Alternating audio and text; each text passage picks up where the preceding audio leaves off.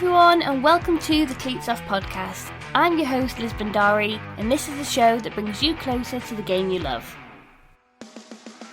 Today's show is different to any I've done before, as I'll be sharing the story of the Wilson Football Factory in Ada, Ohio.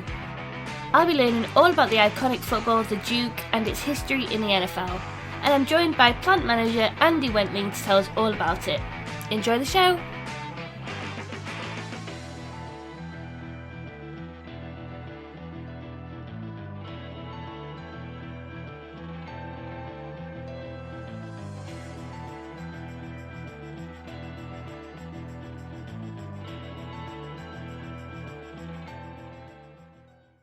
Welcome to the show, Andy. How are you?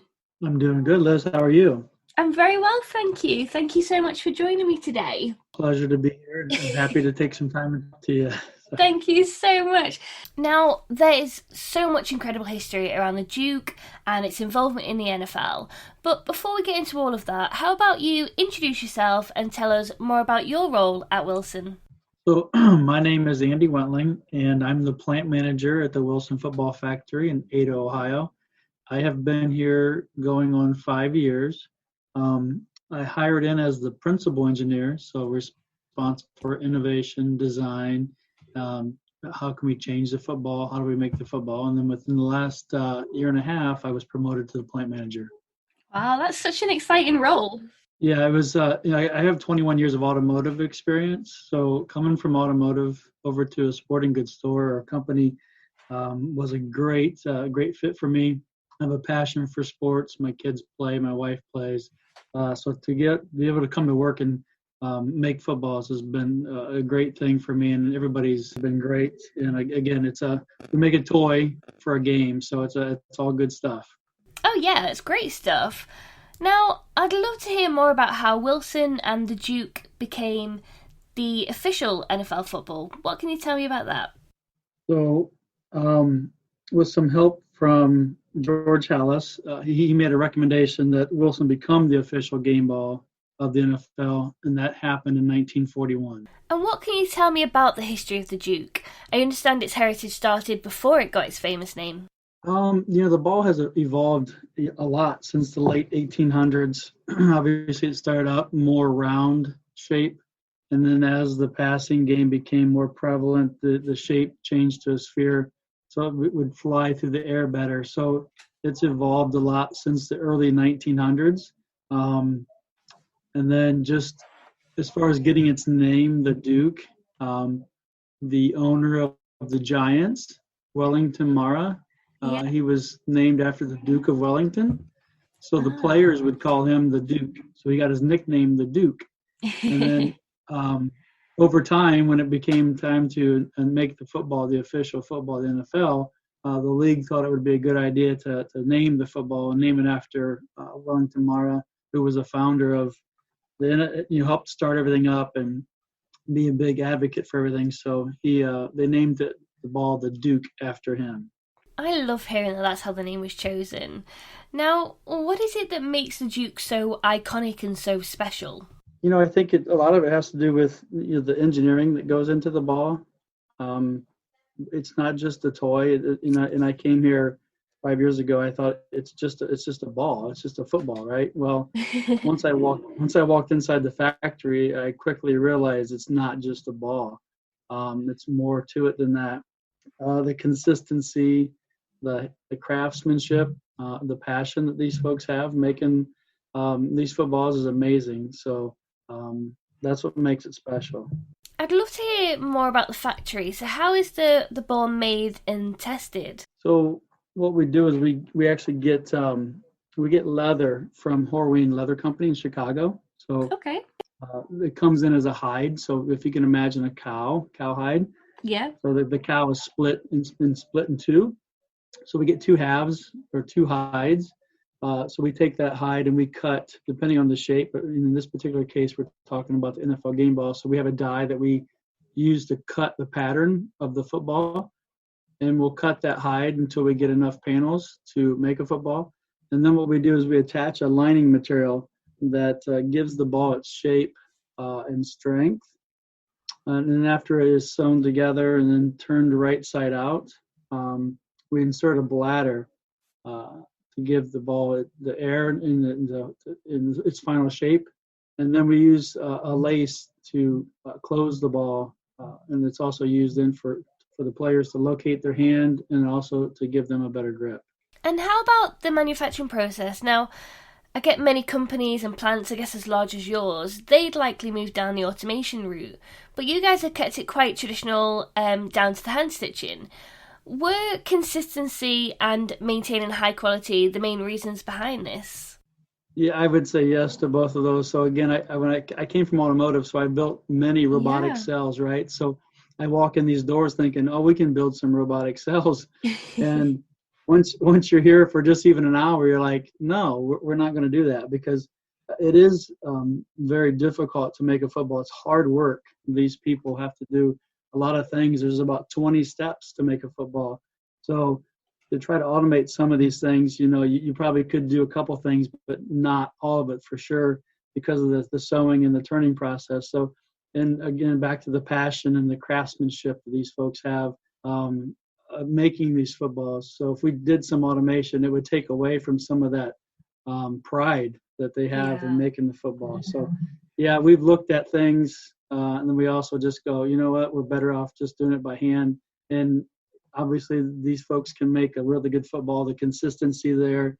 So at the end of the day, no, we're not going to automate anything at this point. So. Now, the Wilson football has been part of the NFL since 1941. What are some of the ways that the Duke has evolved over time? The shape has evolved a little bit over time. And again, I've only been here 5 years, so we're always careful about how we change the football, if we do at all. The biggest thing is keeping it very similar or the same throughout time, because you don't want to affect the integrity of the game, the record books, those kind of things. So you want to try to keep the ball the same as it has been for years, just to keep that consistency there and not change it too much. We're always pushing the envelope, always asking if we can do this or do that, and all those things go through the NFL, obviously, and there's a competition committee that reviews all the potential changes that we talk about, and we always present several ideas every year, and obviously most of the time they get shot down, and that's fine. We have to push the envelope, So that's pretty much how things have evolved over time. What do you feel is the greatest single innovation in the history of manufacturing the ball? Yeah, just taking a look out there in the factory, some things that stick out to me real quick are the turning process. We've added some things. It's called a steam box. So they'll put the carcass into a steam box for about 20 to 30 seconds, and they'll use that to help them turn the material right side out. So it's a very physical, demanding job. So that's one of the tools we've given the turners to help them do their jobs. The molding process has changed a lot over time too, just to be more consistent with air pressure, holding it there, making sure the bladders are good. And then the laces over time, I believe that they used to be leather at one time. Well, now they're a synthetic material and they're extruded. And the lace that's used for the NFL is the only league that uses that lace. So that makes it special there too. We've seen the evolution of the ball and the impact it's had on how the game is played. Can you see any developments to the ball in the future that could change it even further? Absolutely. Something that a lot of people don't know that's going on today, and we're going on our 5th year, is we work with a company called Zebra Technologies, and we actually have a sensor in the bladder of the football. So every game ball, this is the 3rd full season for it, but they all have a sensor in the football to track it on the field. So all the players are tracked through sensors also, so they can track, how fast they run, how high they jump, what routes they ran today. But they never knew why they were running where they were running before until we encapsulated the sensor into the football. So now they can actually understand why you are going where you're going, because now they can see the football on the screen. So it's all this data is collected. They can check closing speed, like separation speed, closing speed, catch probability. So when the football is thrown, they have a sensor on the receiver and one on the defender, and then there's one in the football. So they can track the arc of the football, and then they'll also do a calculation to see what the catch probability should be. So the technology has really changed the game a lot. Yeah. All this data is available to all teams after Sunday and Monday's games and Thursday's games. They can all see the data from each player and the catches and throws. And then we're also doing a connected product. It's our own sensor that we put in the bladder, but we can actually calculate spin rate, velocity, and RPM. So it's a great tool for quarterback development. Yeah. So we can evaluate quarterbacks very quickly now to compare, and you can compare from quarterback to quarterback. So they've been great tools. The teams have been very receptive, and they love to see the information. So it's been a great thing. Now, keeping on the topic of evolving, the CFL in 2017, their feedback on the ball was that they preferred the laces of the CFL ball but the harder leather of the Wilson ball for grip. How often do you have to evolve your products in order to meet the different demands? Yeah, so again, we work with like the league and the competition committee. So there's always that feedback back and forth. What can we do to make the ball a little bit better? How do we want to change it? So those talks happen every year. And if there are samples to be made and trials to be run, we'll make those here at the factory. We'll do the play testing. We send them up to Chicago to our innovation center, and our engineers up there will also throw those balls around to make sure everything's good.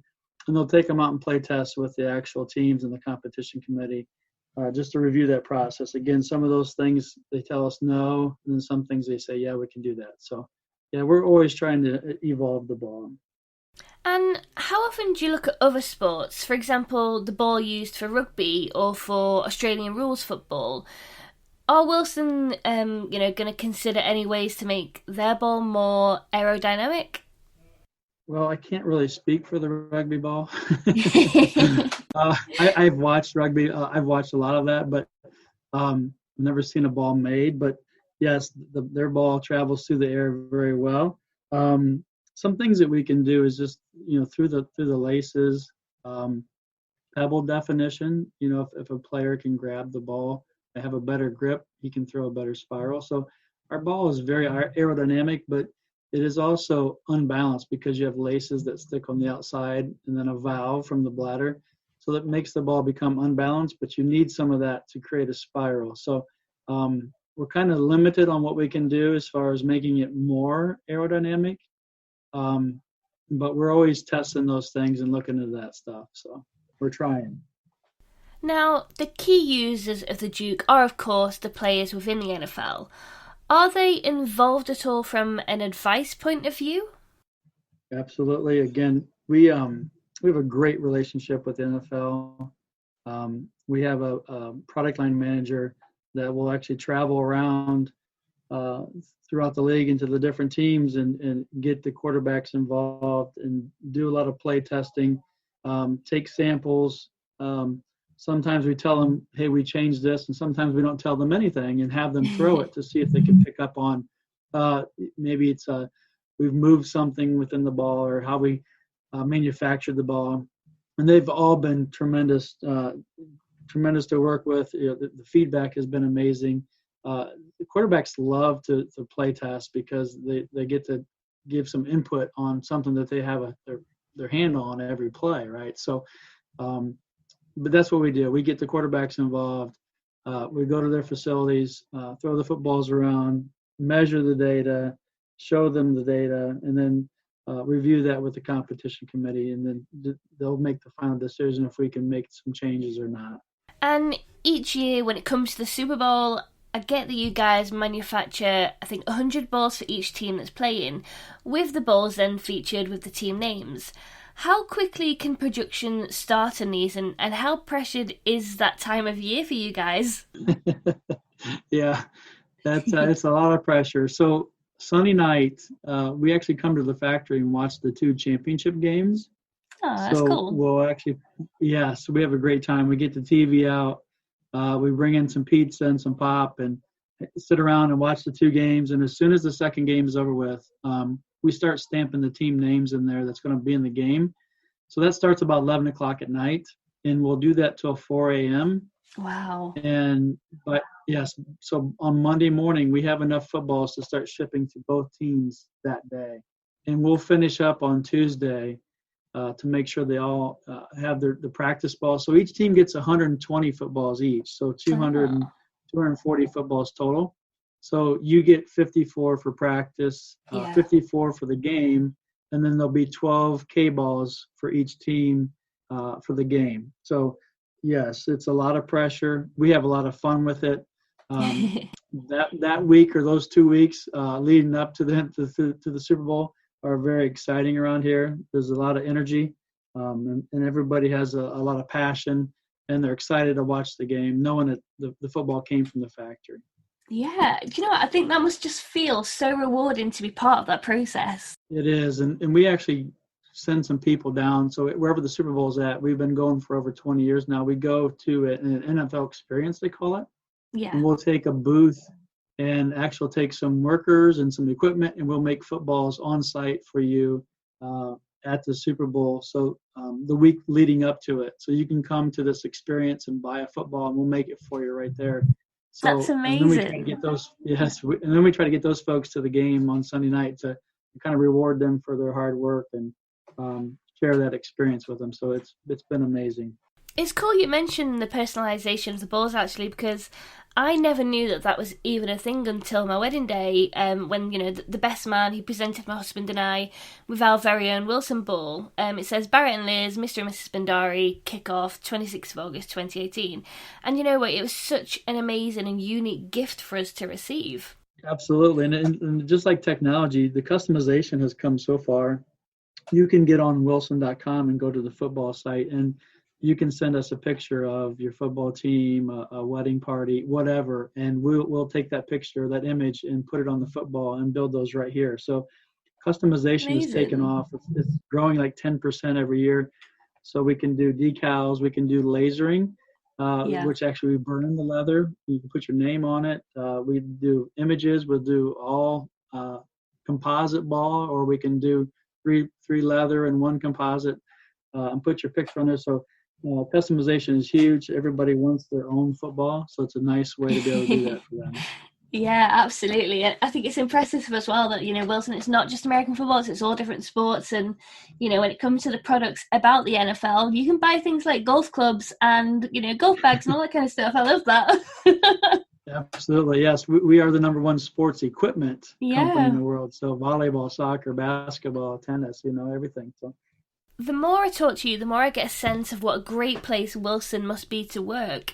What is the culture like there? The culture is amazing. Like I said, when I came from automotive, it's a little more intense. And then when you come to a sporting goods company where everybody's happy, I've been in many, many meetings, and everybody gets along. They have a smile on their face. We make a product that people play a game with, right? So why would you be upset? It's been great. The football factory is amazing. We're in a small town. Maybe 4,500 people live here. So it's very remote, out in the country.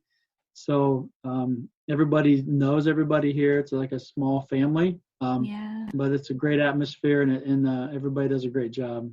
It sounds like such a lovely place to work. It really does. Yeah, I only live like 30 minutes from here, so I grew up in a small town myself. So just coming to work, it seems like I'm still in my town when I get here. So it's really nice. Oh, well, listen, Andy, it's been so nice to hear all about this and everything that's going on at Wilson. So thank you so much for taking the time to speak to me today. Thanks for reaching out to Wilson, and looking forward to listening to it. Absolutely.